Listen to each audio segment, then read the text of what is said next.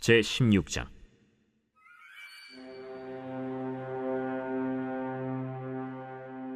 다윗이 마루턱을 조금 지나니 무비보셋의 종 시바가 안장 지은 두 나귀에 떡 200개와 건포도 100송이와 여름과일 100개와 포도주 한 가죽 부대를 싣고 다윗을 맞는지라. 왕이 시바에게 이르되, 내가 무슨 뜻으로 이것을 가져왔느냐? 나귀는 왕의 가족들이 타게 하고 떡과 과일은 청년들이 먹게 하고 포도주는 들에서 피곤한 자들에게 마시게 하려 함이니이다.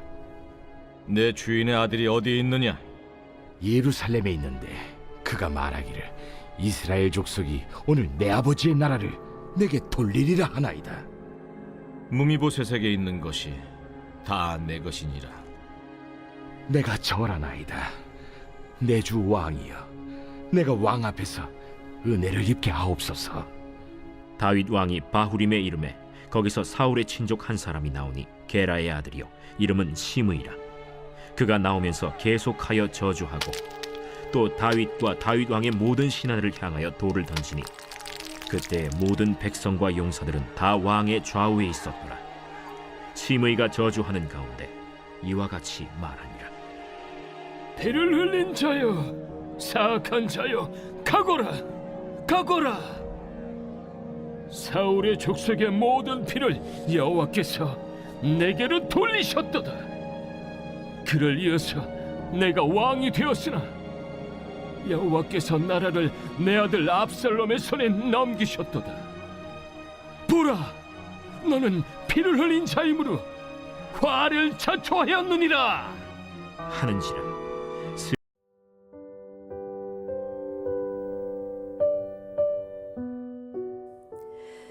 비행기가 짙은 구름이나 캄캄한 밤하늘 속으로 들어가 지평선이 잘 보이지 않으면 조종사는 더 이상 자신의 눈이나 감각을 의존하지 않는다고 합니다.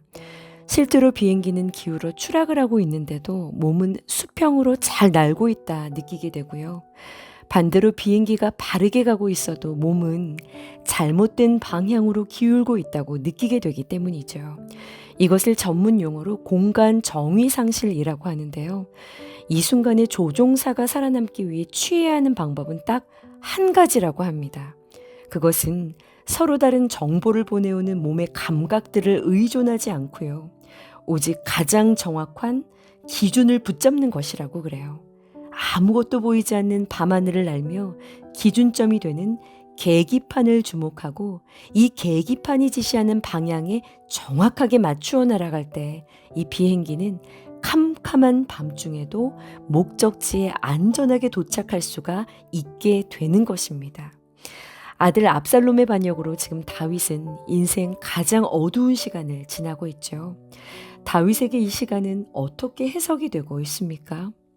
급히 도망쳐 나와 맨발로 기드론 시내를 건너 바후림을 눈물로 오르는 다윗은 이 반역 속에서 지난날 자신이 지은 죄를 보고 죄악의 참혹함과 죄값의 아픔을 온몸으로 심령으로 눈물로 뼈에 새기며 피하지 않고 이 시간을 뚫고 가는 중입니다. 일전에 말씀드렸던 것처럼 이 다윗의 모습은 죄를 담당하기 위해 순환의 언덕을 오르신 예수 그리스도를 보여주고 있는 것이죠. 그런데 오늘 본문을 보니 이런 다윗에게 가까이 다가와 여러 말을 하는 자들이 등장합니다. 어떤 사람들이 찾아왔습니까? 먼저 1절을 보시면 무비보셋의 종 시바가 찾아왔어요.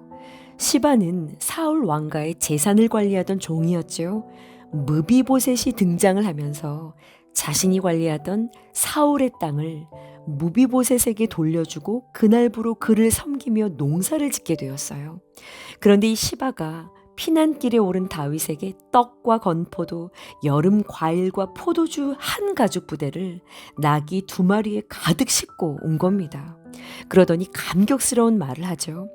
2절을 보시면 나귀는 왕의 가족들이 타게 하고 떡과 과일은 청년들이 먹게 하고 포도주는 들에서 피곤한 자들에게 마시게 하려고 이것을 가져왔다라는 겁니다. 얼마나 감동입니까? 얼마나 귀한 헌신인가요? 그런데 다윗이 이 피난길에 다리를 절뚝여 움직이기 힘든 무비보셋이 걱정이 되어 묻자 시바가 이런 말을 하는 것이죠. 3절 하반절이에요. 무비보셋 그가 말하기를 이스라엘 족속이 오늘 내 아버지 사울의 나라를 내게 돌리리라 하며 예루살렘에 남아있다는 겁니다. 다윗의 나라가 깨지는 것을 기다리고 있다는 얘기니요. 이 이야기를 들은 다윗은 시바에게 무비보셋의 재산 전부를 다시 시바에게 돌려주겠다라고 하는 약속을 하게 된 것이죠.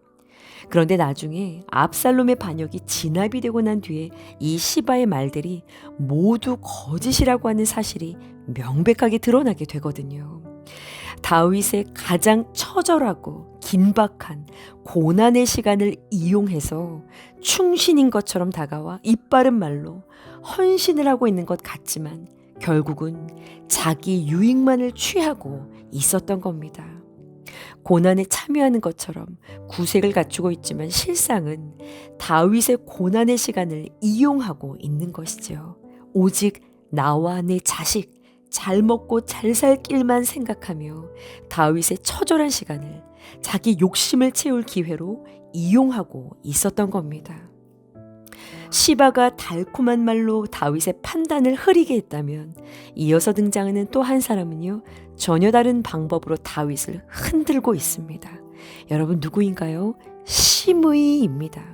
5절을 보시면 다윗 왕이 바후림에 이르렀을 때 사울의 집안 사람 가운데 한 사람인 시므이가 나와 다윗을 향해 저주를 퍼붓기 시작하죠. 그것도 멀리 서서 한두 마디를 한 것이 아니에요. 다윗과 그의 신하들을 계속해서 따라오면서 돌을 던지고 흙먼지를 날리며 소리를 칩니다. 피를 흘린 자여, 사악한 자여, 가거라, 가거라. 그리고 이렇게 말하죠. 사울의 족속의 모든 피를 하나님께서 너에게 돌리신 것이다.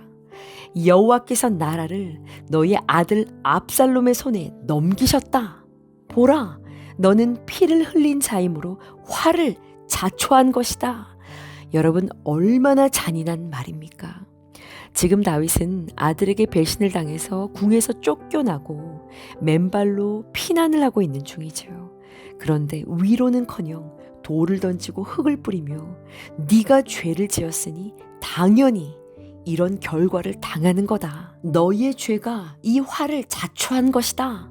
정죄를 하고 있는 겁니다. 실은 시므이의 말은 사실처럼 들리는 부분이 있죠. 다윗은 분명히 죄를 지었으니 말입니다. 그런데요, 다윗이 사울 집안 사람들의 피를 흘렸기 때문에 이 벌을 받는 것은 아니었어요. 또한 시므이의 말처럼 하나님께서 나라를 압살롬에게 넘기신 것이 아니라 압살롬이 사람들의 마음을 훔쳐서 반역이 일어나고 있는 것이죠. 지금 시므이는 하나님의 이름을 들먹이며 자신의 생각을 그럴듯하게 포장을 하고 있지만 실상은 다윗의 가장 약한 틈을 이용해서 사적인 분노와 감정과 원한을 쏟아내고 있는 겁니다. 시바가 달콤한 위선과 거짓으로 다윗의 판단을 흐리게 만들고 있다면 시므이는 독한 저주와 정죄로 다윗의 마음을 찢고 있는 것이죠. 시바가 포장된 거짓말로 다윗의 눈을 흐리게 했다면 시므이는 포장된 정죄함으로 다윗의 마음을 무너뜨리고 있는 거예요. 성급한 판단을 하게 만들고 저주의 말로 절망하게 만들고 있는 것이죠. 여러분, 인생의 어두운 고난의 시간을 지나갈 때 우리를 가장 힘들게 하는 것은, 위험하게 하는 것은요, 고난 그 자체가 아닙니다. 무수한 소리들인 겁니다. 네가 이 모양이 된 것은 다 너 탓이야. 그러고도 네가 그리스도인이냐? 너는 절대로 용서받기 어려울 거야. 너에게는 아무런 소망이 없어. 캄캄한 밤하늘 속에서 달콤한 소리와 거친 조롱을 따라 감정대로 행동한다면 여러분, 우리는 휘청거리며 방향을 잃고 추락할 수밖에 없는 겁니다. 그렇다면 여러분, 오늘을 살아가는 우리에게, 어두운 시간을 통과해야 하는 우리에게요, 가장 정확한 계기판은 무엇일까요? 그렇습니다. 바로 기록된 하나님의 말씀입니다. 인 것입니다.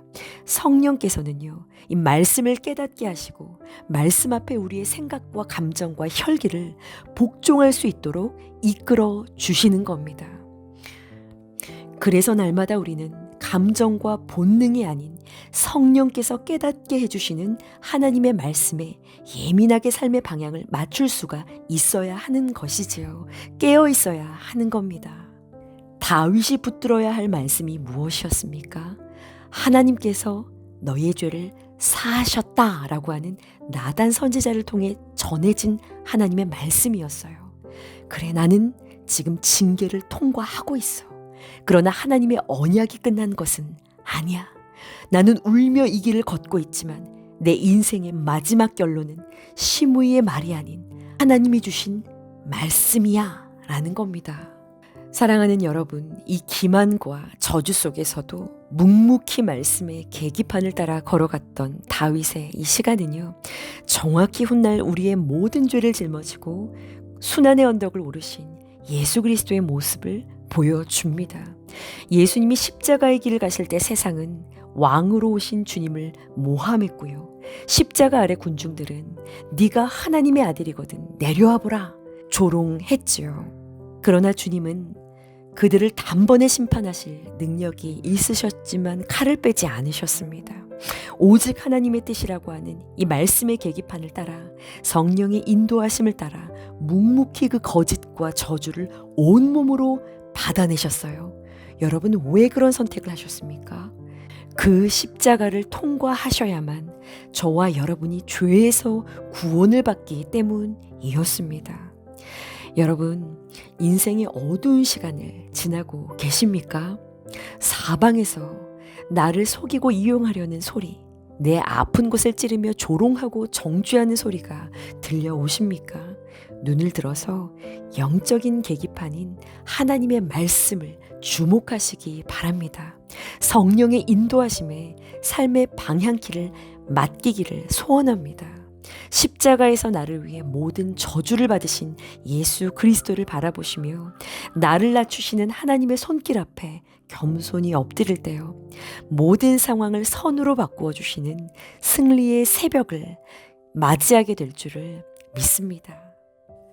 십자가에서 우리 모든 저주를 대신 받으신 예수 그리스도를 바라보며 가장 크게 들려오는 소리가 아니라 가장 정확한 하나님의 말씀을 따라 어두운 인생의 시간들을 끝까지 믿음으로만 통과하는 저와 여러분 되어 주시기를 주님의 이름으로 간절히 축원합니다. 기도하시겠습니다. 가장 크게 들리는 사람의 소리와 나의 감정이 아닌 정확한 흔들림 없는 하나님의 말씀을 붙들게 하여 주시옵소서. 고난 중에 달콤한 거짓과 거친 정죄에 흔들리지 않게 하시고 성령께서 인도하시는 말씀을 따라 끝까지 인도함을 받을 수 있도록 우리의 걸음을 이끌어 주시옵소서. 십자가에서 우리의 모든 죄와 저주를 담당하신 예수 그리스도를 바라보며 고난의 길에서 끝까지 믿음으로 걷게 하여 주시옵소서. 오늘도 우리의 걸음을 신실하게 인도하실 우리 주 예수 그리스도의 이름으로 감사하며 기도합니다. 아멘.